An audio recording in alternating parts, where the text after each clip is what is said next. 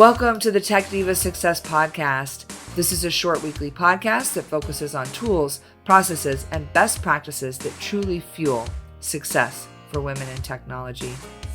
We thank you for tuning in, and we hope you walk away with at least one best practice that will help you level up personally or professionally. What can you take action on that will make you 1% better? This show gives us space to grow that amazing potential you have inside of you by bringing you guests from all walks of life and allowing them to share their success secrets with you.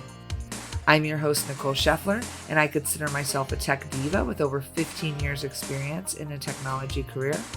And I'm committed to sparking tech diva success with my collection of various books, podcasts, and projects, including our other podcast, the Diva Tech Talk podcast, which is all here to inspire you and is dedicated to women in technology. I know you're going to love it, so on with the show.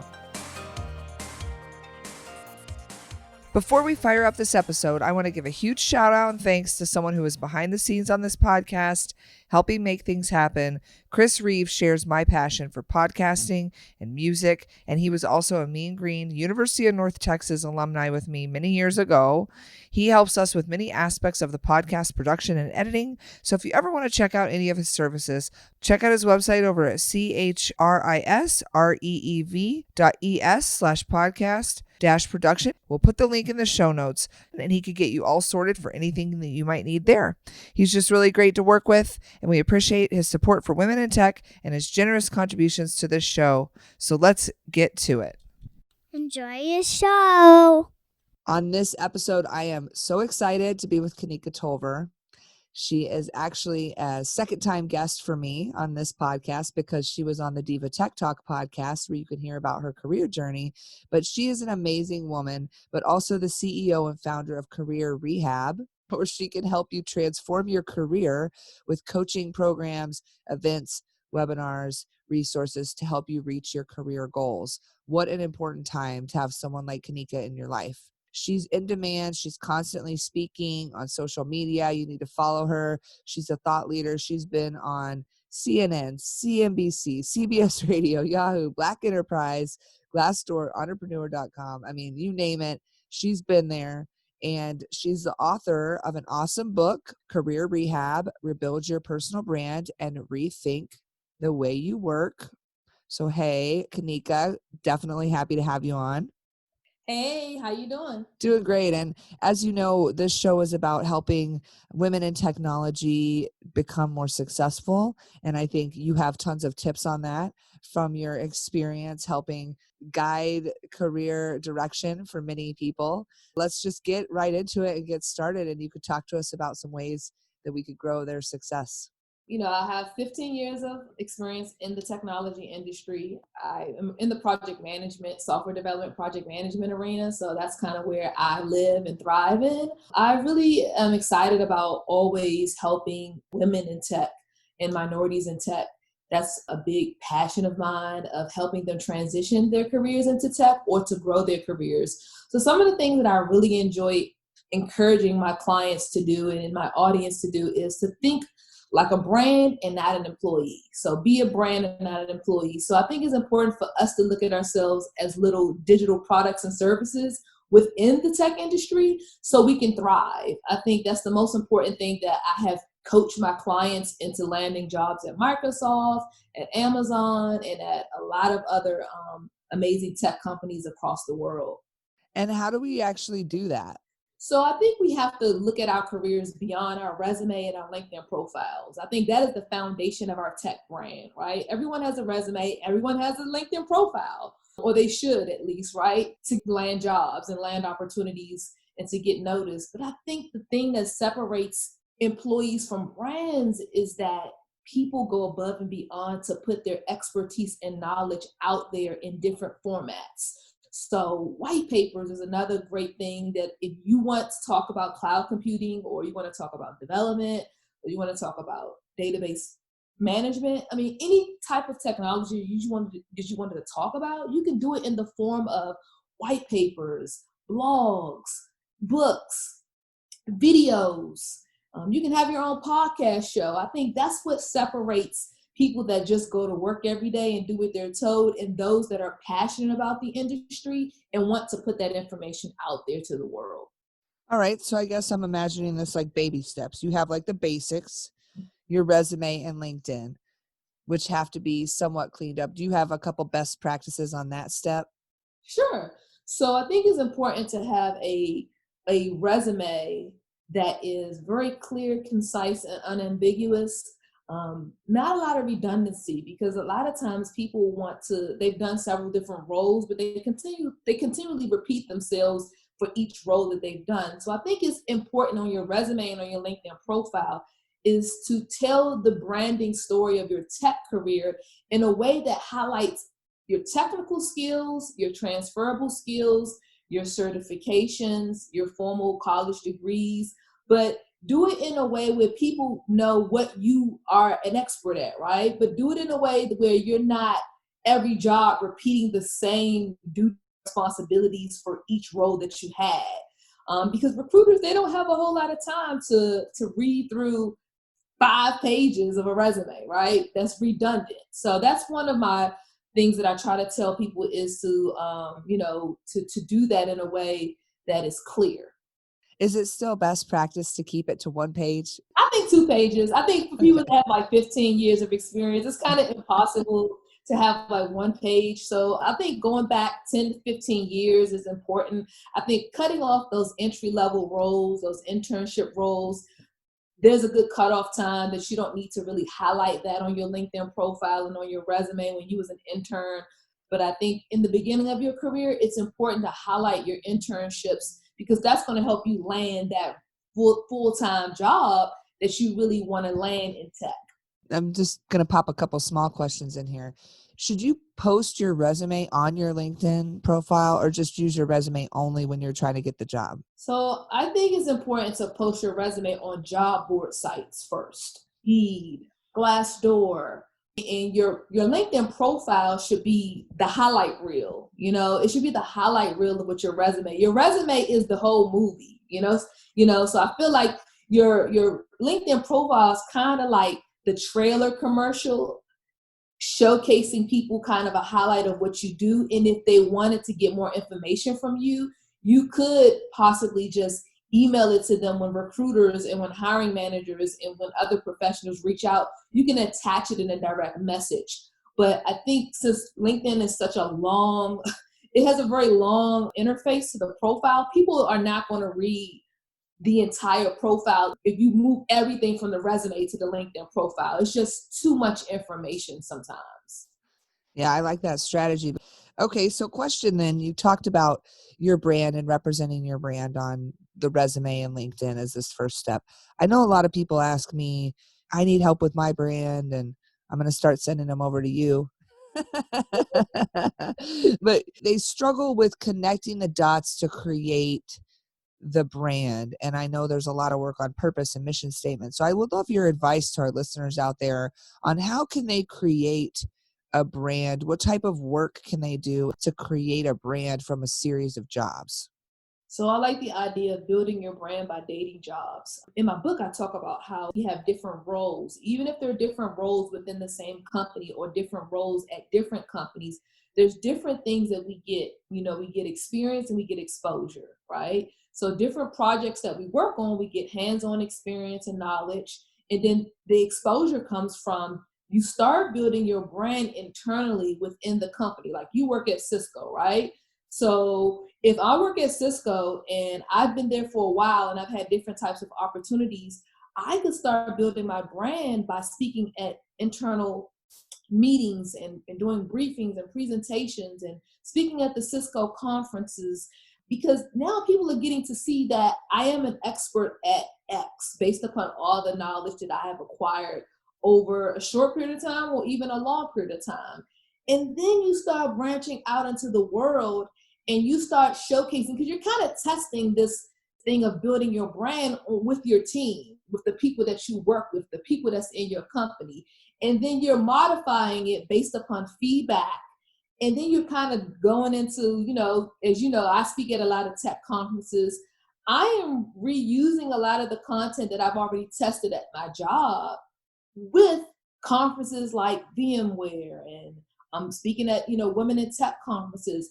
But I don't think it's easy to start right where you're planted. That's great advice. So is it like kind of looking at themes, like you kind of sit and reflect on whatever it is, your resume or LinkedIn, and you say, all right, I've got, .NET. I'm definitely strong there, but I also love the community. And I could see here that I love leadership. I mean, how do you start to look and process what a brand could be versus a body of work? I think it's about building that content strategy for those themes, right? So for me, I am a project manager, so I focus in on Agile and Scrum a lot because that's what I do on a day-to-day. I do a lot of talks on project management, Agile, leading teams, software development methodologies. So pick something that you're extremely passionate about in tech. We all have had programming languages that we've developed that we did or did not like. Don't talk about that.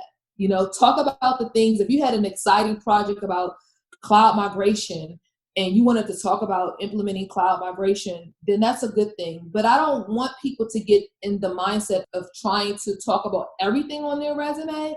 Talk about the things that bring you the most joy, and those things will naturally come out in your presentation of your talks and all your digital presence, as far as putting your information out there to the world. We have had so much knowledge and we've acquired over the years. I think we kind of know what our groove is based upon the success that we've had in the workplace. Yeah, I love that. So we're kind of working our way up the stairwell here. We got the basics, we got the brand at the base of it, we got resumes, LinkedIn. And I loved how you talked about these external publications, how powerful, right? To take it and share that knowledge. And again, where do they start? Do you do a blog, or do you go to do you start with something self created and just put it out in the world? Or do you work with like another company to produce it into their funnel or into their channel?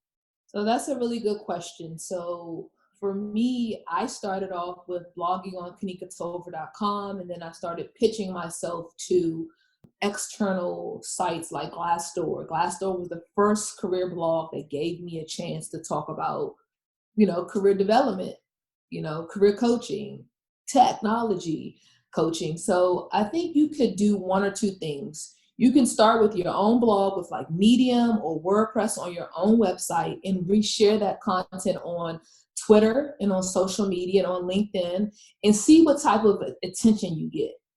And then if the attention is really getting good from people in your network, then you can start reaching out to external, websites, whether it's blogging for your company site or blogging for some of the big tech blogs. I think you have to at least start with you feeling good about the content that you build first, because they're not going to take you seriously if they haven't seen examples of your work. And so to that point, say I love network as code and I want to talk about, using programming and networking. So do you create a body of work, like 3 to 5 things, and then push it out there? Or do you just start one by one? For me, I just stick to creating my high level themes, and I create content off of those themes. So my themes are business, tech, and career. Those are the 3 things that I talk about. I don't talk about anything else on social media but business, tech, and career. I'm an entrepreneur, I'm a career coach and author, and then then I pretty much want to talk about technologies that I enjoy talking about, because I'm a tech professional. Looking at the content that is out there, there's a lot of oversaturated content. Figure out what are you bringing new to the table that other people aren't bringing to the table, right? Because there are a lot of people talking about those technologies, but I think the way you make it sound unique is the way you present the content. Have your own little swag to it, your own little twang, because you want people to notice a catchy title, catchy content. Even if you say, hey, I am walking through a project that I did, you want to be able to bring people into the content.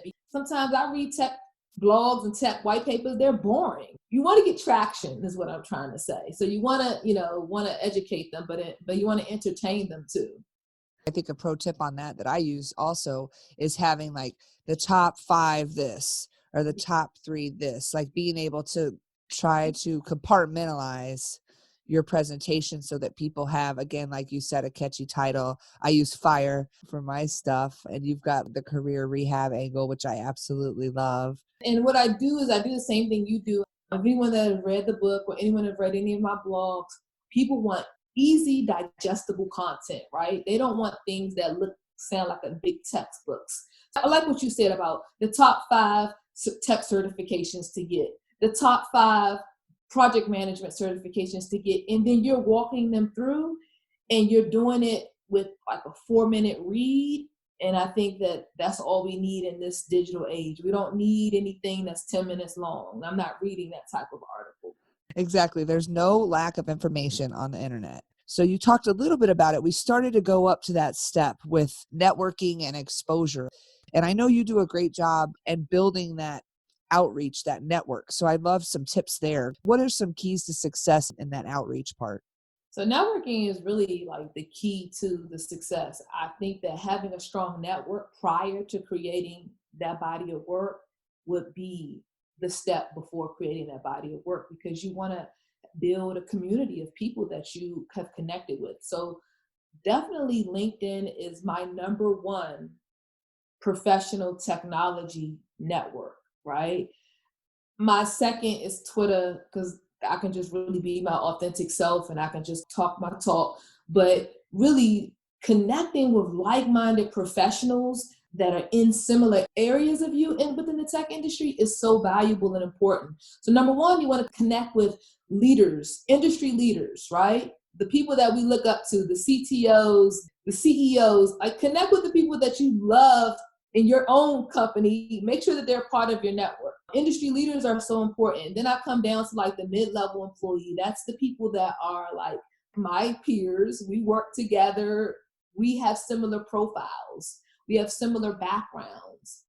And then you want to start to connect with people that need your knowledge. These are the people that I don't want to say they're beneath you, but they will learn from you, right? So the mentorship aspect. These are the people that are newbies to the field. You've met them online and they needed help, or they work at Cisco and they've been a part of the internship program. So I always want to connect with people I can learn from, people that are on my same level, and people that can learn from me. So when I share that content, it can be reshared in 3 different pillars of people that can actually benefit from that. Yeah, I like to say reaching up, down, and around. I want to have a diverse network of people that could reshare the content. The most important thing I've learned online is engaging in other people's content is just as important as you posting your own content. I mean, it's free to like and share and support each other. It doesn't cost you anything to leave a comment on someone's page, to like their podcast, to review and rate them, to review and rate their book. I think it's a good reminder that as women in tech want to support each other. I love what you just said. It's so important to do those simple things. I've tried to, like, I'm going to purchase your book. I'm going to read your book and leave you a review. I'm going to share it on Twitter. I'm going to share it on LinkedIn for sure. But at the same time, I can't expect people to support me without me supporting other people. So it is a family. This is a village. So I think the more people that you support, you will get that support back. Absolutely. I love that. Seriously. So if you're listening, go get Kanika's book. Go buy my book, Pillars of Success. We got lots of content. But I think that's important, right? To support other women in tech. Collaboration is really, I don't focus on competition. My focus strictly on collaboration, because we're all doing things in our different ways, and networking is a 2-way street. It's not just about you asking. Yes. So rising tide raises all boats. So anything we could do to raise that tide helps us get the number of women in tech increased, helps us get the number of diversity in tech increased. So I've kind of talked through a lot of this here. What step am I missing, Kanika? We have the LinkedIn profile and resume. You have developed this body of work that you feel like you want to kind of figure out what you want to talk about. You are building your network to let people know about this body of work. The last step, what I would say in my book, is to market yourself like an ad. You have to build a marketing strategy around that body of work, that network that you kind of have built. You did the work. You have the knowledge. You have the people that are a part of your community and your village. Now it's time to let people know that you are creating consistent content. So one thing that I think that separates, regular people from the true influencers online is consistent marketing and consistency in putting out content. Like you have a podcast show, right? You're not going to post a show today and then not post another show to 2021. You have a schedule, right, of interviews that you're doing, and you're constantly pushing that out there. One thing I want to tell people, if you want to be a brand and not an employee, you have to have consistent execution. It's not going to happen if you keep stopping and starting and stopping and starting. Yeah, I know that goes back to a great Jack Canfield principle on taking action. And too often we get wrapped up in the how. I mean, even branding. Oh, I don't know. What should my brand be? And it's like, well, just take some action, put it out there and try it. The one thing that I always say on Twitter for those that follow me, because I talk about pitching and branding a lot, is that if you focus on perfection instead of just focusing on progression, you'll never get started. Your logo don't have to be right. Everything you'll see your writing in your content and your videos, your podcast, and whatever format of content you want to put out there, you will start to see it evolve and get better. But you gotta start somewhere. And people actually, they just want raw consistency. They don't really care about it being perfect. Well, it has been a true pleasure to get to know you, because I look back at the few years that we've known each other and grown, and I think we're examples of that. I know our personal experience shows that success, and that's why I have you on the show. So did you have any last nugget of wisdom you wanted to leave our listeners with today? I wanted to leave the listeners with this tip, and it's a tip that I am using even for myself. But I want us all right now, in this time that we're living in, and even in the future, even when things get better, I just want us to turn our anxiety into accomplishments. Let's learn to channel our emotions and figure out ways that we can level up our careers in tech, level up our brands, our businesses, whatever our dreams and desires is. Let's not get too bogged down in I can't do it, or it's not right, or it's not perfect, or that anxious feeling. Turn that into an accomplishment. Turn that anxiety into just taking small baby steps. Well, I have to absolutely agree with you there. Turn off the news and turn on your action. Nobody can trump you but you. Yes. Well, Kanika, it is amazing. I love your success, and I'm so proud of you, and just want to congratulate you on moving forward, on all the work that you're doing, whether it's, writing on entrepreneur.com or getting this book out in the world. Getting books out in the world is no small task, and especially something that can change so many people's lives, because you're impacting the lives of others, and I know that you're passionate about that. So congratulations, and thank you for everything that you're doing. And if you really want to connect with Kanika, what is the best way you would like people to connect with you? Thank you so much for having me on your wonderful podcast show, and congratulations on your book as well. I'm so proud of you. If you guys want to connect with me online, you definitely can connect with me at KanikaTolver.com. That's my personal website, my personal branding website. You can reach me. I'm at all social media platforms. My handle is at Kanika Tolver. And if you really want to connect with me professionally, please, LinkedIn is probably one of the best platforms. I am a LinkedIn junkie. I love LinkedIn. And if you want to purchase my amazing 5-star rated book on Amazon, you can get Career Rehab at Amazon or Barnes & Nobles, Target, or Books A Million. I love it. And we'll provide all those links in the show notes and on our blog as always. And you do not want to miss out connecting with her. And it's really awesome to follow all the work that you're doing online. So keep up the great work. And thank you again for coming on the show. Thank you. Thank you again for listening. And we really hope this sparks something in you that you can use to manifest more success in your life. Please give us a rating or review. We would love to see how the show has inspired you. You can also connect with Tech Diva Success on Twitter, Insta, and Facebook. We're very easy to find under that name. And we hope this episode was fire for you.